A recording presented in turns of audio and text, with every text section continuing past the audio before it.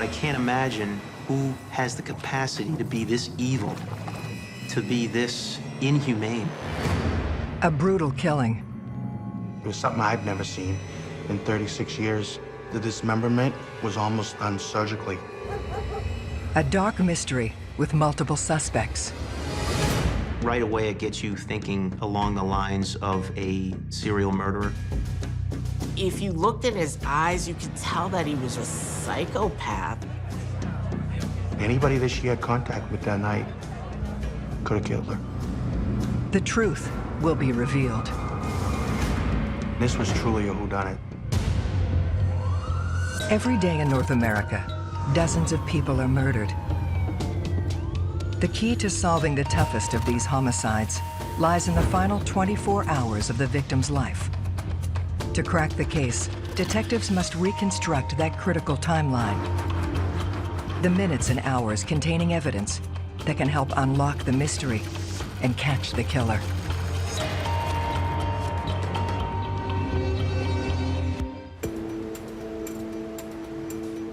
Manchester, New Hampshire, a blue-collar, former mill town threaded with waterways.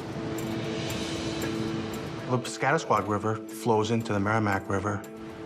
The two do connect in almost the center of Manchester. There's homes along the river. There's an old railroad trestle that kids would use to jump off of and jump into the water in the summertime.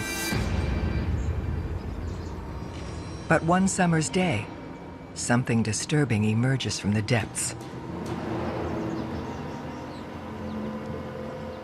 Several swimmers were out there, and one in particular swam up to what he thought was a bag. It was so out of place that this person decided to look at it. He looked inside and thought what he saw was a body of a small child or an infant.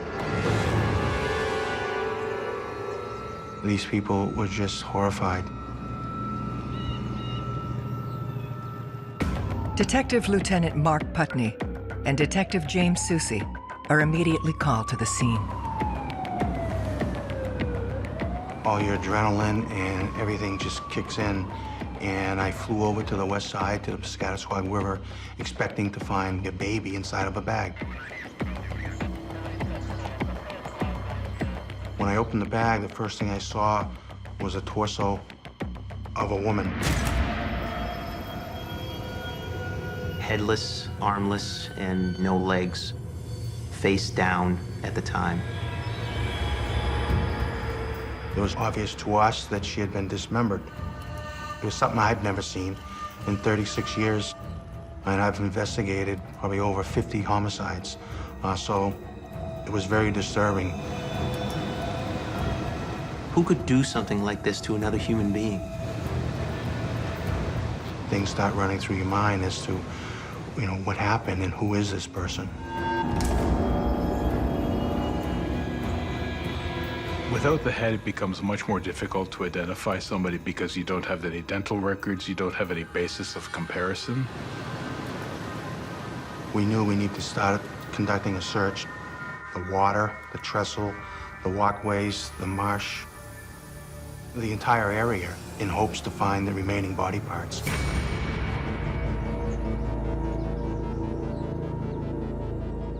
You're obligated to search as much as you can for body parts. I mean, that brings closure to the family on one side, but also may provide evidence. When we didn't find the rest of the body, we assumed that it happened at some other location and the body was dumped there. So now our crime scene really went citywide. We didn't have any idea where this happened. An examination of the torso yields a key detail. She had a tattoo on her right shoulder that had the first name of Mary. They immediately cross-reference the name with the town's recently disappeared and get a hit.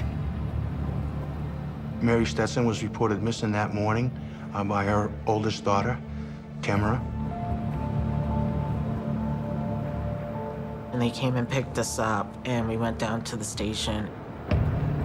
It was weird because I was sitting in the car and I seen a helicopter up in the sky and people heading over towards the water where we live. And I was like, oh my God, what's going on? There's no delicate way to tell someone that their mother was dismembered. You have to just explain it. And yeah, it's something that you don't forget.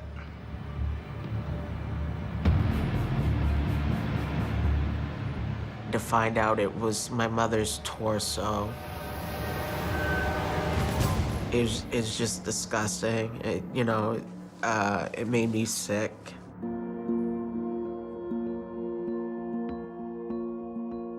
That's when my life changed,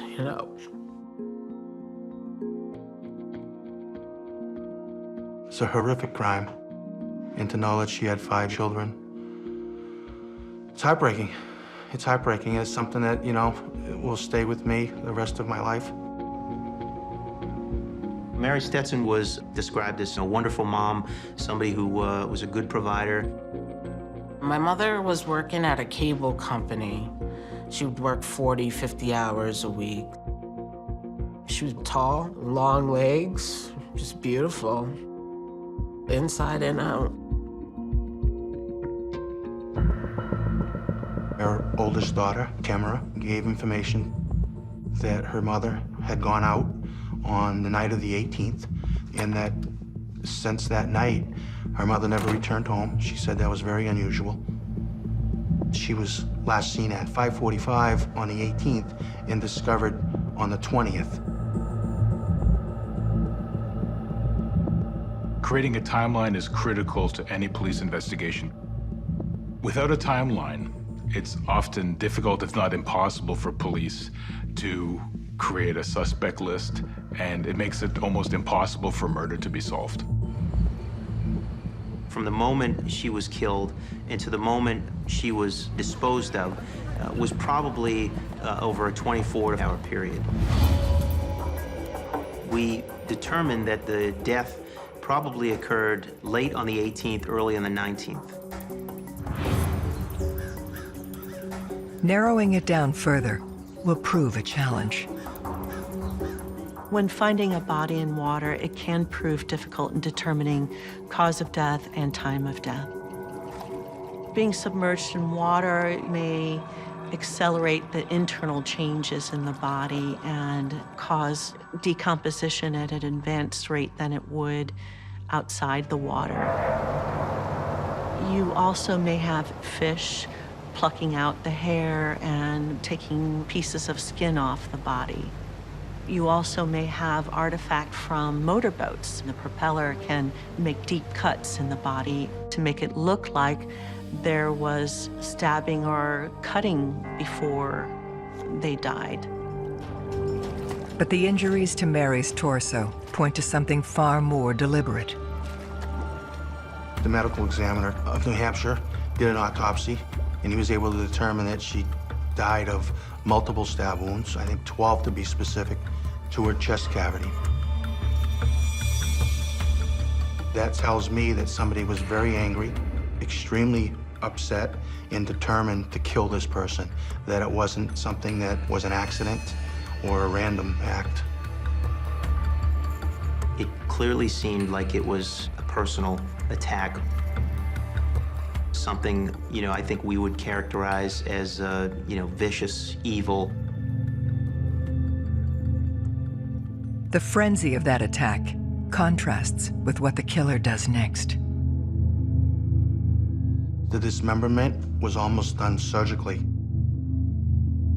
The cuts were very clean, right through the flesh and right through the bone. It didn't look like it was done by, to me, an amateur. What that says about the mindset of the person is that they have this willingness not only to kill, but to get up close and personal and chop somebody into little bits. You're already looking for a certain type of person. It takes a lot of strength, even if you know what you're doing. So the person you look for is likely male. That could be someone in the medical profession. That could also be someone who is a butcher. We were looking for someone who had the capacity and the knowledge to dispose of a body, to throw off investigators, to both the victim and the suspect. And also someone who was so completely evil and depraved that could do something like this to another human being. It gets you thinking along the lines of a serial murderer.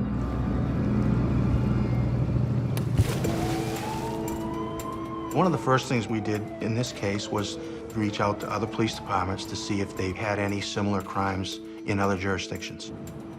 So we were looking for a similar pattern. There were no other cases that matched this case. Detectives shift the focus to Mary's relationships to locate anyone she had contact with prior to her murder. Most murders are committed between people who know each other in one capacity or another, and I call them crimes of passion. We really needed to uncover every corner and lift up every stone and specifically get into the details of her life and what she was about and who she socialized with. They turn to Mary's 22-year-old daughter, Tamra. My mother talked to my father, but he lived all the way in Louisiana. Her ex-husband wasn't a suspect. It was a very friendly relationship. But the family can point them to someone who connects directly to Mary's timeline. On the 18th, in the afternoon, she was supposed to go out with a guy named Chris. And he never showed, and she was ready to, go out and have a good time. My mother wasn't the type to wait around. She's like, it's my Sunday. Hey, I'm leaving. She left the house at 5:45 in a taxi cab.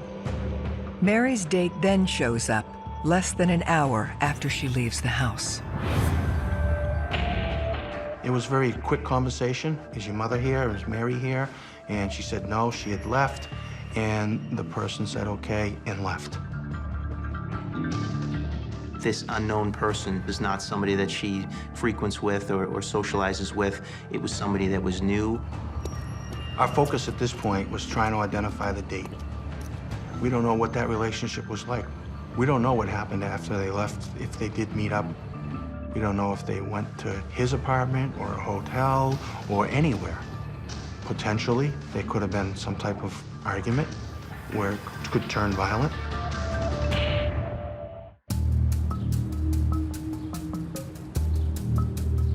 Detectives looking for Mary Stetson's murderer have their first suspect, a man they know only as Chris. The family provided us the description of the person that showed up at her home. He was a white male. He had blue eyes and blonde spiked hair, slender build. We brought in a forensic artist and sat down with her. She was able to provide us a sketch of who this person was. So we take the composite sketch and we wanted to get this information out so that we could start generating tips. When you're dealing with homicide, the media is your friend. As much as they want information from you to make the 6 o'clock news, you need them to also get messages out to your witnesses, maybe to your suspect. But I just didn't like the fact that she was all over the place. Didn't sit well with me at all. The composite sketch is widely distributed, but Mary's date does not come forward. We had no one that jumped out at us and said that, you need to take a real hard look at this person. It was very disappointing because here's somebody that was knocking at Mary's door 2 days before she's discovered, and for the person not to come forward immediately was very concerning to us. This person seemed as if it just dropped off the face of the earth. Police move on to examine the next stage in Mary's timeline. Mary was picked up by a local cab from her Kimball Street address and was taken downtown to a local bar. We conducted an in-depth interview with that driver who confirmed that he had dropped her off, and he in fact saw her leave the cab and walk towards the bar. Mary arrived at the bar at approximately 6 p.m. in the evening. It's a popular joint on Lake Avenue. That was my mother's spot. She loved it there. We had gone in there with her picture. We showed it around to the different patrons that were there, to the bartender. We learned that Mary had some drinks. We learned that somebody saw her with someone. You now have a connection to a person and your victim. And certainly the theory is that, during that interaction, something went wrong for whatever reason, and then it becomes violent, which certainly happens in relationships. Detectives compare the man's description with the one they have for Chris. Chris had short, blonde, spiked hair, blue eyes. This individual that was seen with Mary had brownish hair, was a little older, so that it didn't match. So now we're trying to establish who this person is that was with Mary, and we're also still trying to find out who Chris was. It certainly is frustrating when the information that you're looking for that you think is taking you in one direction, and then suddenly you're getting different information that's making you hang a left and head in another direction. They search for any detail that could help them identify Mary's killer. We started to speak with people inside the bar, and they brought up this one point during the evening. There was a male party who was different than Chris, had apparently purchased this teddy bear from another individual. And the person that was with Mary, he was trying to warm up to her and bought the teddy bear for $5 and gave it to Mary. One of the things that stood out was this particular teddy bear only had one eye on it. Several people had indicated that they thought it was unusual. It was just another a piece of the puzzle that we were trying to put together. The canvas also helps detectives hone in on the time of the murder. Mary was seen leaving the bar sometime around 11 p.m. that night.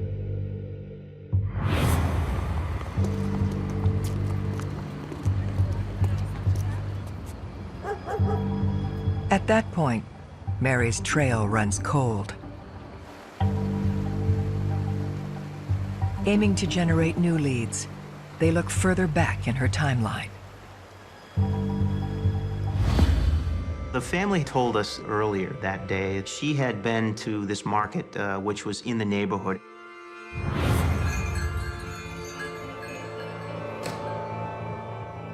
And there was the store manager, Eddie, who worked inside this place. I didn't care for Eddie. I thought he was very sketchy, weird. You know, how you get vibes from certain people, and he was one of them. Allegedly, this was no shopping trip. One of her daughters had indicated that she had an issue with Eddie. Her daughter would work there part-time and stock some shelves, and that he had made an inappropriate comment to her, and that he may have inappropriately touched her.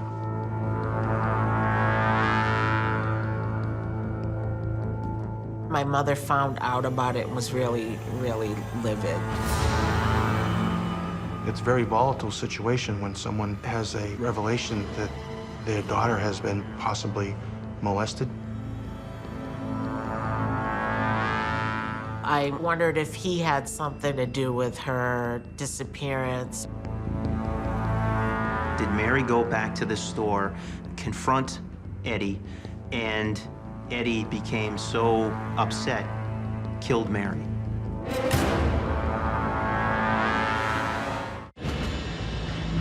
An alleged confrontation between Mary Stetson and a store manager named Eddie sparks the interest of detectives. Based on what Mary's daughter told us, we were concerned. Eddie could possibly be a suspect here. The detectives went there and they spoke to him. They tried to get an alibi from him, what he did that night, get a timeline. He did say that Mary had been there on the 18th, and she did confront him about these allegations, and they had a discussion. He described it as a bit heated. He denied having anything take place.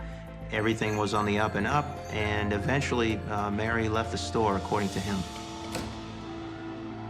Eddie had closed the store at 11 o'clock. He said he left and gave another employee a ride home, and he went home. To verify Eddie's claim, they questioned the man he says was in his vehicle that night. Billy Johnson was another employee in the store. He was a bit of a transient, too. I believe he may have even stayed from time to time in the basement of that place. Rather than providing clarity, Billy's statement confuses the picture even further. He said when Mary had stopped in and he had asked her about what she was doing later, and she may have been a little flirtatious, she had suggested that she may stop back between 10 and 11.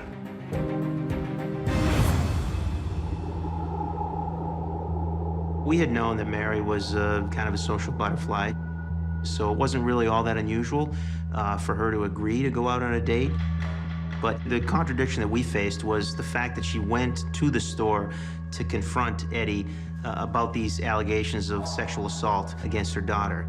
And while she's there, during some time frame, she has interaction with Billy, and she agrees that she's gonna have some kind of date with him later on in the evening. It just, you know, it didn't add up, it didn't make much sense. As they probe deeper, allegations surface that may explain the contradiction. People in the neighborhood said that Billy was a daily alcohol consumer, and he'd have these spans of time that he couldn't remember or just didn't make sense. When you're talking to somebody like that, you don't know what they remember and what they don't remember. Then, they discover something even more disturbing. We found that Billy worked in a butcher shop and was familiar with the process. When you hear about what took place and you see the manner in which the death occurred, you put two and two together and you say to yourself, this guy certainly has the potential to be a good suspect. With conflicting accounts of Mary's actions, police want to see exactly what happened in the store. There was CCTV video, and the camera wasn't working that night. That clearly did send up a flag that, you know, was it just coincidental? Was it on purpose? Did Eddie create a malfunction with these cameras to hide something from the police? Certainly there was a potential for a motive, for, you know, something bad happening. Either Eddie or Billy or both having the potential or even the capacity to do this crime and having the MO for our murderer. If we had more concrete evidence from this closed-circuit TV, if we've seen Mary arrive, I mean, that could really turn into something else. Unfortunately, we didn't have that evidence. So we have to work hard to corroborate their stories and see if they have any alibis that fit.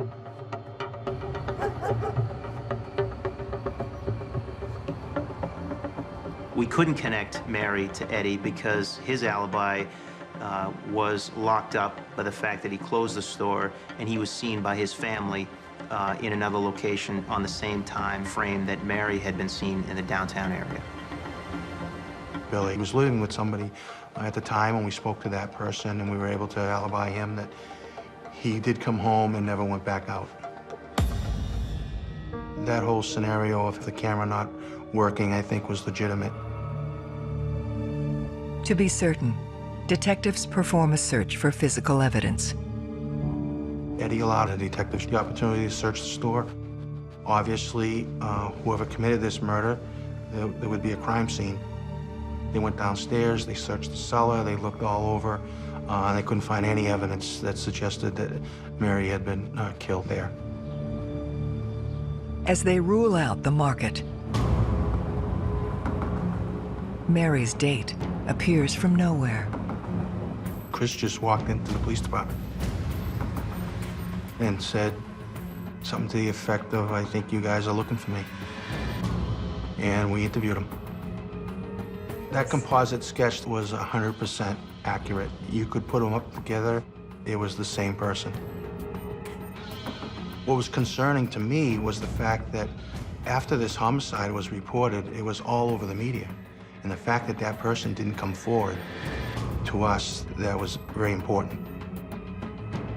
We're wary when he walks in the station right away that he is somehow connected to this, that he has had ample time to dispose of critical evidence, that he's had time to think about the whole process, to think about a story, to think about an alibi.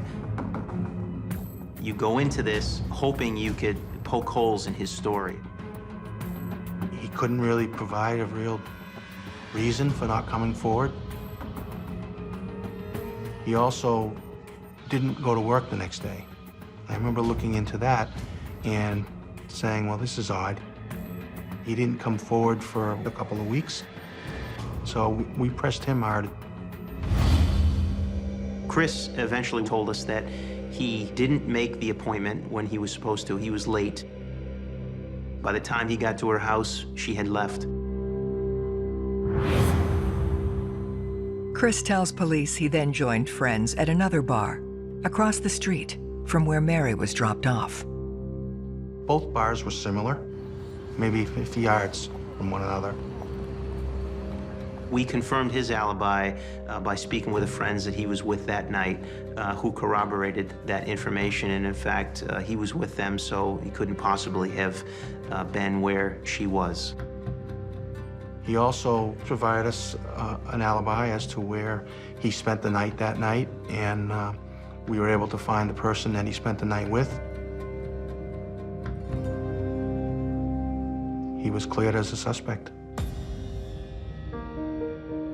Knowing that he was a focus, a critical focus of this investigation, it is discouraging when you think you're angling for the right piece of the pie, and then suddenly, you get that ripped out from underneath you, and you realize, you have to regroup and go in a different direction.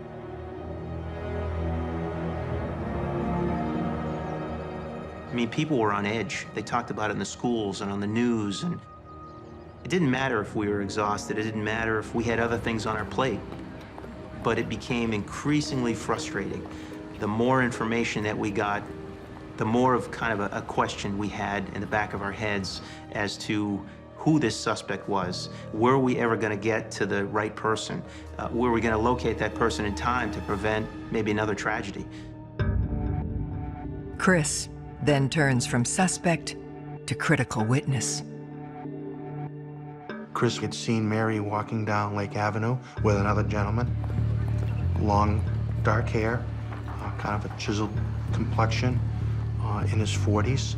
And he remembers because Mary was wearing the hat that he recognized, the dark, wide-brimmed hat. This matches the description of the man seen with Mary earlier that evening.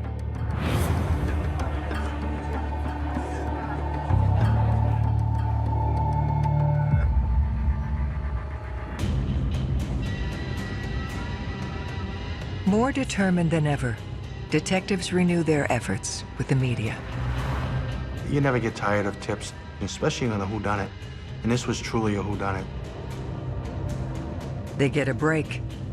A caller claims Mary was hanging out with a guy known only as Razer. He told us that Razer would use a knife. And he was very skilled with it.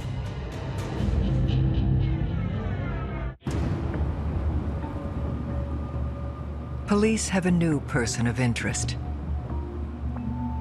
A man who goes by the name Razer. Kind of ironic that he got the nickname of Razer and that he came in on a tip line when we're looking for somebody that had been involved in a dismemberment. They bring in the man who phoned in the tip. His name is Josh. Josh had told us that there was a party that both he and Razer were at. Both were competing for, you know, Mary's affection, and at some point, she was obviously leaning towards Josh, more so than she was leaning towards Razer, if at all. Razer was apparently so upset that he located him that next day and assaulted and beat him up. Detectives need to determine if Razer is the same dark-haired man last seen with Mary the night she died. He was upset and had a connection to Mary.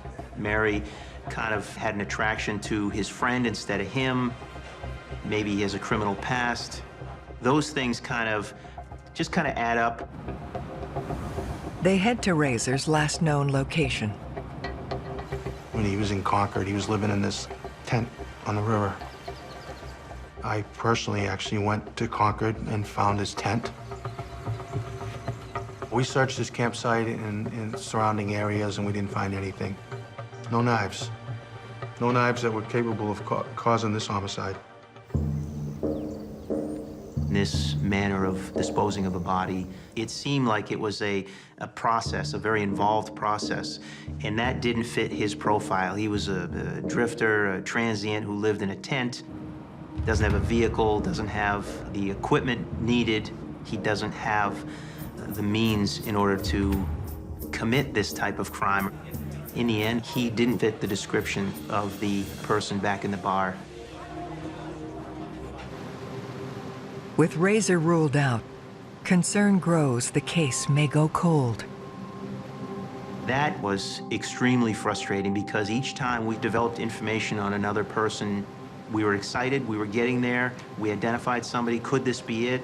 And then suddenly we would speak to these individuals and we realized right away this is not the person we're looking for. Months are going by and we couldn't lay her to rest.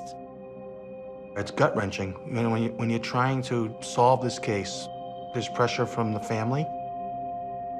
They want answers, you know, so you have an obligation to try to solve it as quick as you can and give them answers. We used every avenue that we could to hopefully try to solve it. Then, they uncover a curious new lead.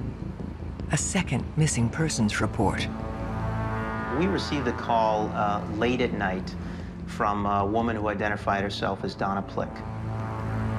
She hadn't seen her ex-husband, Vaclav Plick.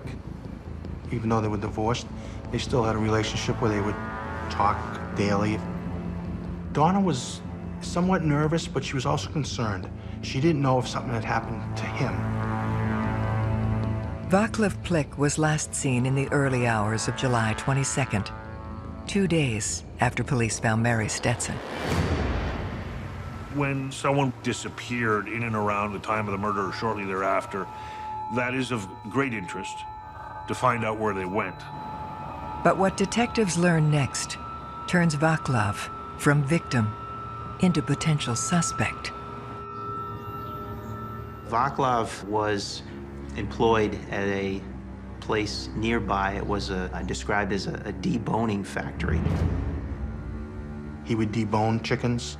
He would cut up lamb legs and beef, and he would use a knife, and he was very skilled with it. He was certainly capable of making the type of cuts that we had seen on the torso when we first discovered the body. Very clean, very precise cuts. When Donna was interviewed, she indicated that he had a violent past. He had threatened that he could kill her and cut her up, and no one would ever know. Donna knew that he would frequent bars that were on Lake Ave, and that he would go fishing where the body was found. Donna gives police a photo of her ex-husband.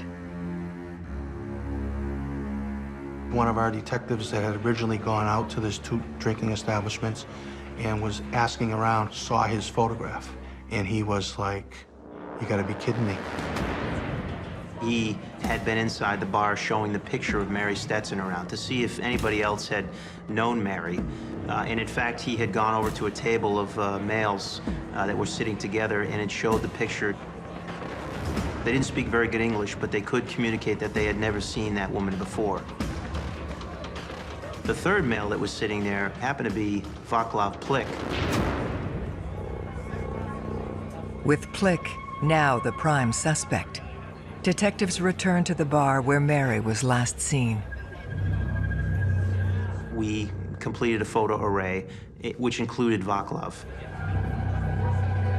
You know, our hope is to have somebody identify him in the bar.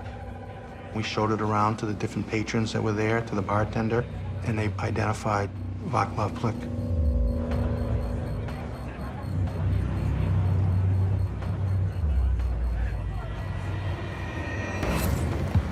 They need to determine what happened in the hours after Mary and Plik left the bar.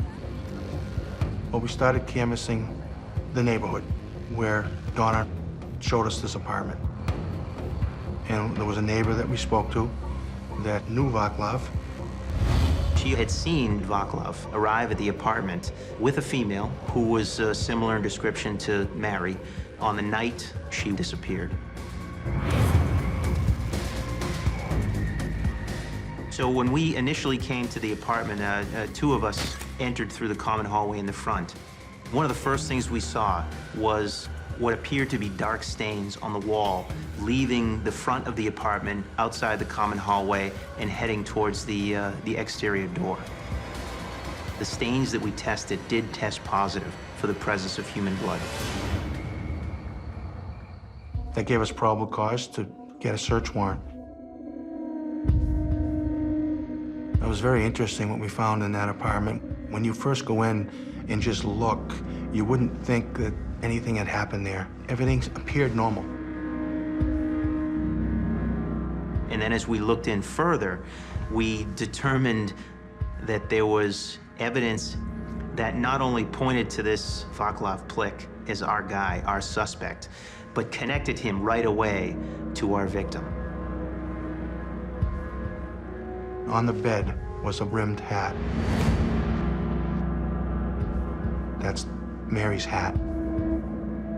Not only that, there were several teddy bears inside that apartment. One in particular that was missing an eye. All crime scenes are strange, but to see the hat sitting on a bed that was perfectly made, and to see this teddy bear without an eye was just, you know, here's the case. Kind of made the hair on the back of your neck stand up.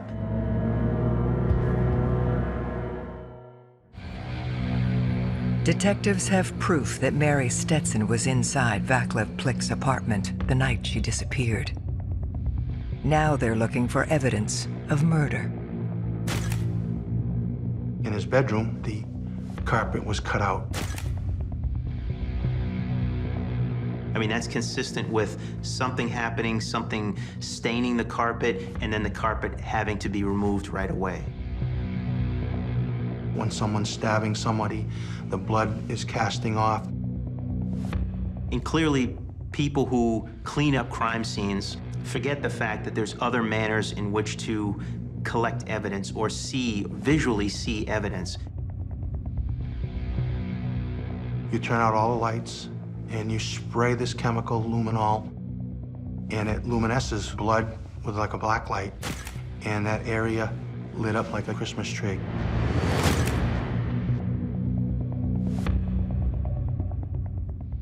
There was blood on the bedspread. There was blood on the heater leading to the hallway. You could see there was an enormous amount of blood that was there. There was blood in the bathtub. At the last phase, it kind of tells you a story. This is where he cut her up in the bathroom. You understand the human cost of what that means, but as an investigator, it's another little piece of evidence, because at the end of the day, you're trying to convict this person and put him away for the rest of his life. After a nationwide manhunt, they ambush Vaclav Plik outside a gas station in Austin, Texas. We didn't know if he was armed. We knew certainly what he was capable of.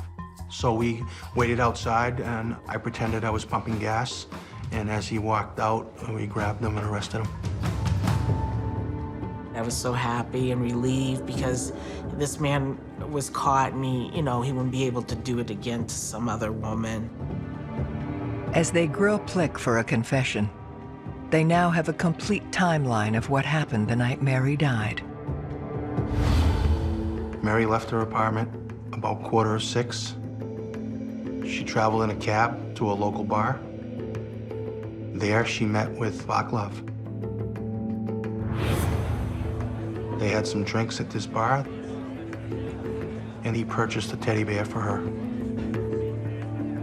They then left that bar and headed back towards Vaclav's apartment on Orange Street.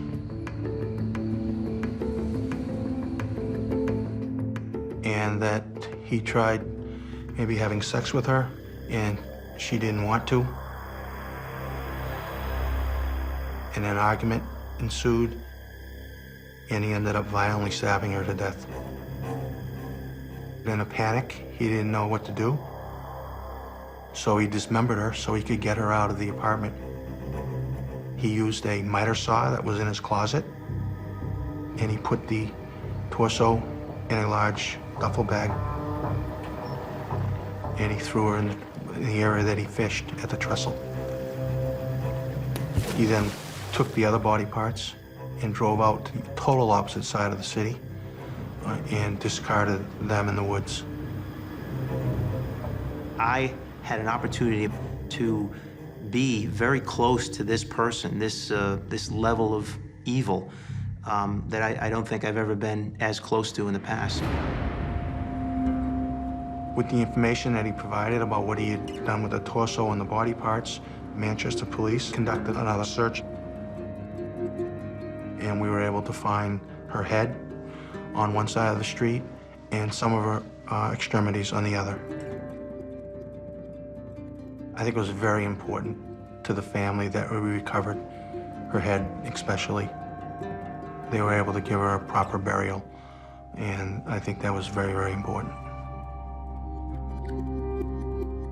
She raised us, and he took that away. He just completely destroyed a family.